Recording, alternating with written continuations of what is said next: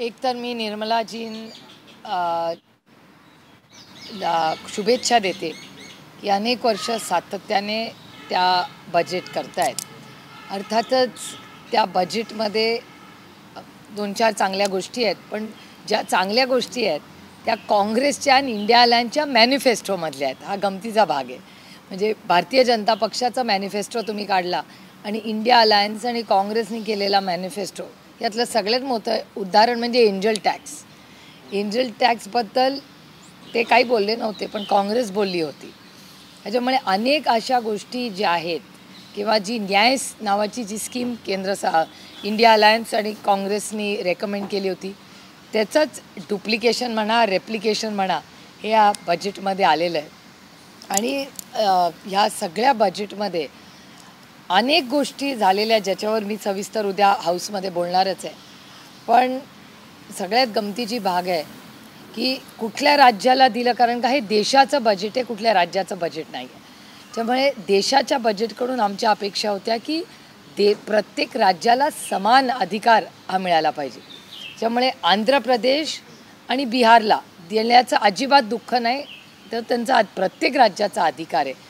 पण महाराष्ट्रावर अन्याय काय, म्हणजे गमतीने खरं तर मला असं विचार आला की लाडकी बिहार, लाडकी आंध्र प्रदेश, फक्त परका महाराष्ट्र का, हा मला प्रश्न विचारायचा आहे या सरकार. महाराष्ट्राबद्दल या बजेटमध्ये अजूनही नेत्यांना निघत नाहीये. काय झालंय, भाजपच्या शिवसेनेच्या नेत्यांना प्रतिक्रिया विचारलं तर ते अजूनही अभ्यास करतात. काय नक्की झालं अजून? रेल्वेची तर प्रेस नोट पण नाही. नाही, जे त्यांनी वाचलं, म्हणजे आम्ही लक्ष देऊन कान देऊन सगळ्या नोट्स करत होत्या. त्यामुळे माझं उद्याचं भाषण पण तयार आहे त्यांचं हे ऐकलं. त्याच्यामुळे अजून अभ्यास इमिजिएटली जो आम्ही आत्ता जे बोलतो आहे ते साधारणपणे जे मोठा ऐकण्याला, म्हणजे आंध्र प्रदेश आणि बिहार या दोघांनाही जे काय दिलं त्याचं अजिबात दुःख नाही, त्याचं स्वागतच खरं. पण हे देशाचं बजेट आहे, दोन राज्यांचं बजेट नाही. म्हणजे खुर्ची वाचवण्यासाठी आणि सत्ता टिकवण्यासाठी किती गोष्टी आहेत. म्हणजे मी तुम्हाला एक उदाहरण देते आंध्र प्रदेशचं. आता ज्या नायडूजींनी ह्याच गोष्टी 14मध्ये मागितल्या होत्या तेव्हा या सरकारने दिल्या नाही, त्या बरोबर आत्ता दिल्या त्यांनी. म्हणजे ह्याच गोष्टी ते 8-10 वर्ष टू लिटल टू लेट. म्हणजे जेव्हा ह्याचं क्रेडिट खरं तर जे आंध्र प्रदेश आणि बिहारला मिळालं ना, ह्याचं क्रेडिट ह्या भारताच्या मायबाप जनतेला जातं. मायबाप जनतेनी किती वर्ष, जेव्हा 300 होते तेव्हा हीच चंद्राबाबूंची मागणी होती. तेव्हा भारतीय जनता पक्षाला वाटलं नाही की आंध्र प्रदेशची मदत करावी, बिहारची मदत करावी. जेव्हा 300वरनं 240वर आले तेव्हा त्यांना ही राज्य दिसायला लागली आणि प्रश्न समजायला लागले. काही थोडक्यात असं म्हणायचं की मोदी सरकार आता चुकायला लागले किंवा मित्र पक्षांच्या सलगी करायला लागले, या अगोदर ना झुकेगा असं टाईपचं त्यांचं वर्तन असायचं. एकतर आधी ते मोदी सरकार होतं, आता ते NDA सरकार झालेलं आहे. पण त्या NDAमध्ये बरेच मित्रपक्ष आहेत. आता महाराष्ट्रातले पण 2 गट आहेत ना, तिथे 2 आहेत ना, त्यांनाही आपण विचारलं पाहिजे. माझी भेट नाही झाली दुर्दैवानी त्यांच्या खासदारांची.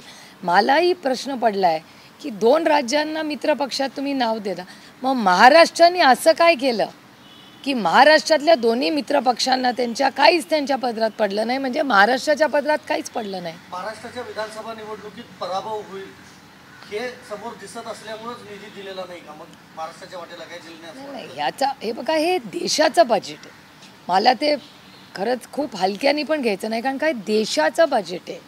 भारत सरकार म्हणजे मोठा भाऊ आहे प्रत्येक राज्याचा. आणि फक्त महाराष्ट्र कशाला, अनेक राज्य आहेत ज्यांना काहीच, म्हणजे ही 2 सोडून, म्हणजे आता जे त्यांनी लुक ईस्ट म्हणून जे बनवलेलं आहे त्याच्यात पण क्वांटिफाय काय केलं आहे, बेंगॉलबद्दल काय बोलले, झारखंडबद्दल काय बोललेत, हे प्रश्न आहेतच ना.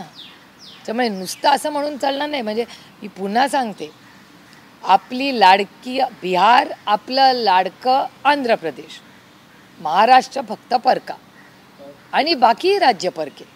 काही एक प्रश्न असा आहे की सर्वसामान्य नागरिकांना एक अपेक्षा होती की इन्कम टॅक्समध्ये कदाचित सूट मिळेल, कारण एका बाजूला महागाई वाढते, दुसऱ्या बाजूला तोच टॅक्स पेअर पण आहे.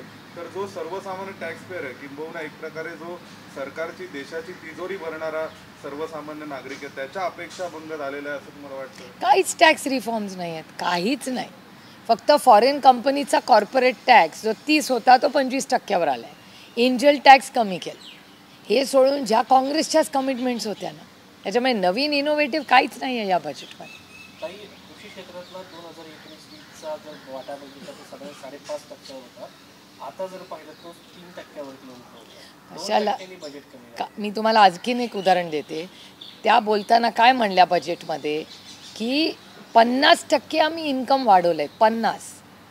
50% म्हणजे डबलिंग ऑफ फार्मर्स होत नाही. त्यांनी काय कमिटमेंट केली होती 10 वर्षात की डबलिंग ऑफ फार्मर्स इन्कम आम्ही करणार. मग 50% होत नाही कारण का कॉस्ट पण वरती गेली आहे. त्याचा हिशोब कोण करणार? हे सगळं क्वांटिफायच होत नाही. आणि सगळ्यात महत्त्वाचं आणि आश्चर्यजनक गोष्ट जी मला खूप खटकली या बजेटमध्ये, land reforms. Land is a state subject. राज्याचा विषय आहे जमिनी. त्याच्यावर हा कोऑपरेटिव्ह फेडरलिझम ज्याच्याबद्दल जेव्हा अरुणजी हयात होते तेव्हा सातत्याने, जेव्हा अर्थमंत्री होते तेव्हा कोऑपरेटिव्ह फेडरलिझम हा अरुणजींचा अतिशय लाडका शब्द होता. मग त्या कोऑपरेटिव्ह फेडरलिझमचं काय झालं? अनेक ते जे निर्मलाजी जे म्हणाल्या की आम्ही सगळे लँड रेकॉर्ड्स जे आहेत त्याचं डिजिटलायझेशन करतो आहे. हे सगळीच राज्य करत आहेत. कुणाचंही सरकार असलं तरी ते काम होते. आणि land is a state subject. मग राज्याच्या विषयामध्ये केंद्र सरकार का जातं आहे? This is going into insulting, hurting cooperative federalism. ह्याच्यावर मी बोलणार आहे उद्या सविस्तर. काही प्रकाश आंबेडकरांनी ट्विट केलं. त्याच्यामध्ये पवार साहेबांना म्हटलं की आरक्षण बचाव रॅलीला आमच्यासोबत सहभागी व्हा. तो आंबेडकरजी आणि आदरणीय पवारसाहेबांच्या अंतर्गत प्रश्न आहे. मी कसं काय बोलतो? काही बजेटरी अलोकेशनमध्ये आणखीन एक जर यावेळेस पाहिलं तर वेलफेअर स्कीम्सच्या बाबतीत कुठल्याच प्रकारची घोषणा वाढवण्याबाबत दिसत नाही. म्हणजे पूर्वी दरवेळी जेव्हा सरकारचं बजेट येतं तेव्हा अमुक अनुदानाची योजना किंवा सानुग्रह अनुदानाची योजना, मग त्यात दरवर्षी वाढ व्हायची. यावर्षी वाढ दिसत नाही. का असं झालं तुम्हाला? नाही, त्यांनी काही वेलफेअर स्कीम्स घेतलेल्या आहेत ज्या राज्यांच्याच कॉपी आहेत. म्हणजे तामिळनाडू आणि महाराष्ट्राच्या ज्या 1-2 स्कीम्स आहेत त्याच त्यांनी इथे घेतलेल्या आहेत. जे न्याय स्कीम जी काँग्रेसची होती तीच बरीचशी त्यांनी आज इथे कॉपी अँड पेस्ट करायचा प्रयत्न केलेला आहे आजच्या त्यांच्या सगळ्या महायुतीमध्ये. ताई, मुख्यमंत्री पदावरून अनेक दावे प्रतिदावे केले जात आहेत. आज संजय राऊत यांनी एक दावा केला की महायुतीमध्ये 7 मुख्यमंत्री आहेत. 3 राज्यात आहेत, 2 वेटिंगवर दिल्लीत आहेत आणि 2 वेटिंगला महाराष्ट्रात आहेत. त्याच्यावर शिंदे गटातल्या खासदारांनी अशी टीका केली, महायुतीकडे 7 असले तर महाविकास आघाडीकडे 77 मुख्यमंत्री आहेत. आमच्याकडे टॅलेंटची कमतरताच नाही आहे. एक तर या देशात टॅलेंटची कमतरता नाही. अशा कुठल्याही गैरसमजात कोणी राहू नये. अहो, पोरं जगतात तो आईशिवाय. त्याच्यामुळे कोणीही टॅलेंटच्या कमतरतेत या देशामध्ये कधी तो चालेल. खूप टॅलेंटेड अर्थातच या देशात लोक आहेत. कोणी तुम्हाला सांगितलं की हाच मुख्यमंत्री म्हणून होऊ शकतो? या देशात टॅलेंटची कमतरता कुठल्याच जबाबदारीत नाही. ना माझ्या, ना तुमच्या, ना तुमच्या कॅमेरामॅनच्या. सगळे टॅलेंटेड खूप लोक आहेत या देशात. आता नीटचं हे चाललंय डिस्कशन. त्याच्यामुळे आम्ही वाट बघतोय. आता आजची तारीख उद्या असेल. ससून रुग्णालयात गंभीर प्रकार हा देशवासियांचा आशा, आकांक्षा, अपेक्षेची पूर्तता करणारा, मजबूत विकसित भारताची पायाभरणी करणारा अर्थसंकल्प आहे. त्यांच्या टीमनी ड्राफ्ट करून दिला असेल, त्यांना त्यांनी लिहिलं आहे. काय बिचारे करतील? केव्हा दिल्लीवरनं सगळ्यांना एन ब्लॉक त्यांची जी सोशल मीडियाची टीम असते ते करतात, पाठवतात आणि सांगतात ट्विट करा आणि रिट्विट करा. त्यामुळे मला काय आश्चर्य वाटत नाही.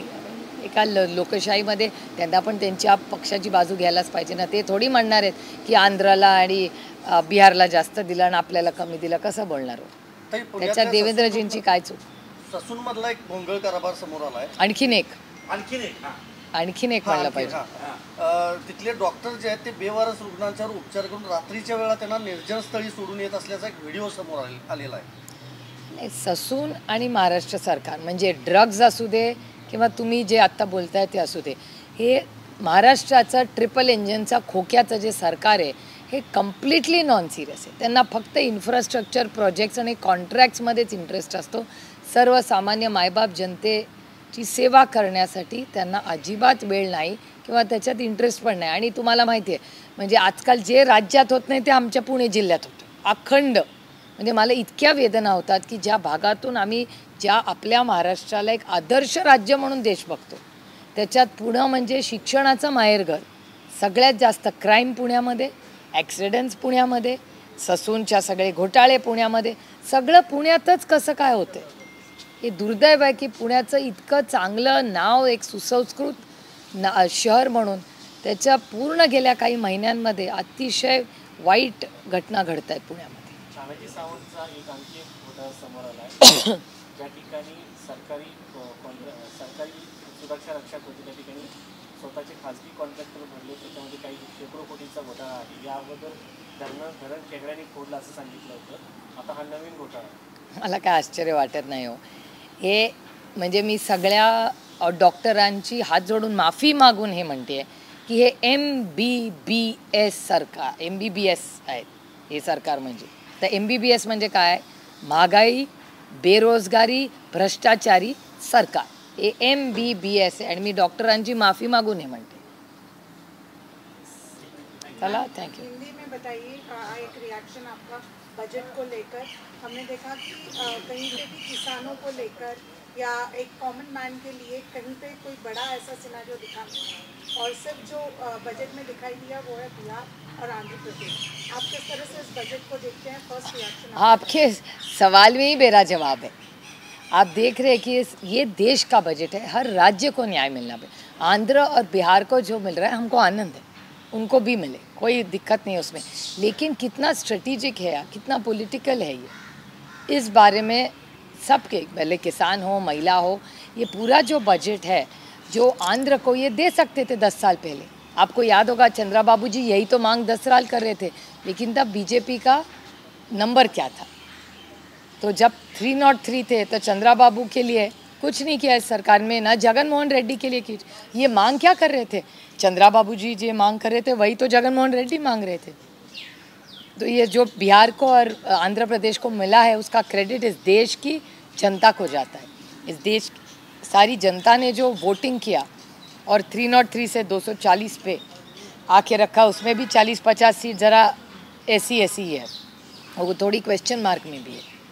तो इसका पूरा जो आज विकास का निधि जो आंध्र और बिहार को आया है वो पूरा क्रेडिट इस देश की, इस जनता को जाता है.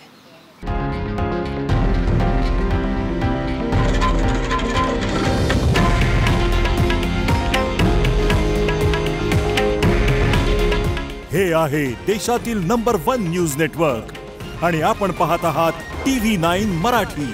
काळजी तुमची, हित महाराष्ट्राचं.